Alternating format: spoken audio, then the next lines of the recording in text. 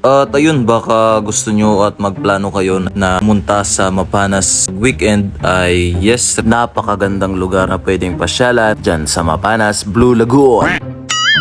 At dyan ay pumunta kami nung Sabado at napakaganda ng mahangin dyan at sobrang init nga lang nung pumunta kami dyan kasi sobrang init.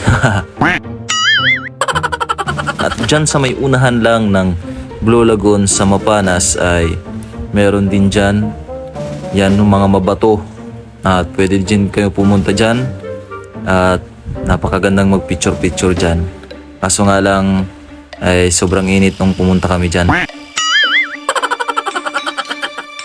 Sa unahan lang ng Mapanas sa Blue Lagoon ay nandyan lang yan din yung mga mabato na yan at napakaayos din ng view dyan. O tingnan mo naman yan, no? Diba?